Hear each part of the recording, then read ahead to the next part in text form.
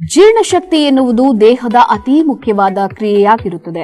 ತಿಂದ ಊಟ ಸರಿಯಾಗಿ ಜೀರ್ಣವಾಗದೆ ಅಜೀರ್ಣವಾದರೆ ಕೂಡಲೇ ಹೊಟ್ಟೆ ಉಬ್ಬರ ಬರುತ್ತದೆ. ಹುಳಿತೇಗು, ಎದೆ ಉರಿ ಕಾಣಿಸಿಕೊಳ್ಳುತ್ತದೆ. ಕೆಲವು ವೇಳೆ ವಾಂತಿ ಸಹ ಆಗುತ್ತದೆ. ಕೆಲವರಿಗೆ ಸಹಜವಾಗಿಯೇ ಜೀರ್ಣಕ್ರಿಯೆ ಸರಿಯಾಗಿ ನಡೆಯುವುದಿಲ್ಲ. ಅಂತಹವರು ಸುಲಭವಾಗಿ ಜೀರ್ಣವಾಗುವ ಆಹಾರವನ್ನು ಮಾತ್ರ ಸೇವಿಸಬೇಕು. ತರಕಾರಿಗಳನ್ನ ಸೇವಿಸಬೇಕು. ಊಟಕ್ಕೂ ಮುಂಚೆ ಅರ್ಧ ಲೋಟದಷ್ಟು ನೀರು ಕುಡಿಯಬೇಕು. ಊಟವಾದ ಮೇಲೆ ತಕ್ಷಣ ನೀರು ಕುಡಿಯಬಾರದು. 1 ಗಂಟೆ ನಂತರ ನೀರು ಕುಡಿಯಬಹುದು. ಊಟದ ಮಧ್ಯದಲ್ಲೂ ಸಹ ನೀರು ಕುಡಿಯಬಾರದು. ರಾತ್ರಿ ವೇಳೆ 8 ಗಂಟೆಗೆ ಊಟ ಮಾಡುವುದು ಒಳಿತು. ಪ್ರತಿದಿನ ವ್ಯಾಯಾಮ ಕಡ್ಡಾಯವಾಗಿ ಮಾಡಬೇಕು ಮತ್ತು ರಾತ್ರಿ ಮಲಗಬೇಕಾದ್ರೆ ಎಡಭಾಗವಾಗಿ ಮಲಗಬೇಕು. ಅವಸರವಾಗಿ ಅಥವಾ ಗಾಬರಿಯಿಂದ ಊಟ ಮಾಡಬಾರದು.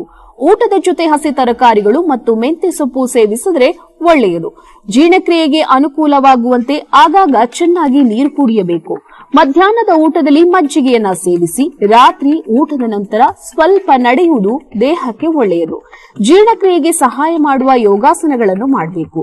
ಅಜೀರ್ಣ ಆಹಾರದಿಂದ ಅನೇಕ ಕಾಯಿಲೆಗಳು ಹುಟ್ಟಿಕೊಳ್ಳುತ್ತವೆ. ಆದ್ದರಿಂದ ಆಹಾರ ಸರಿಯಾಗಿ ಜೀರ್ಣವಾದರೆ ಯಾವ ಕಾಯಿಲೆಗಳು ಬರುವುದಿಲ್ಲ.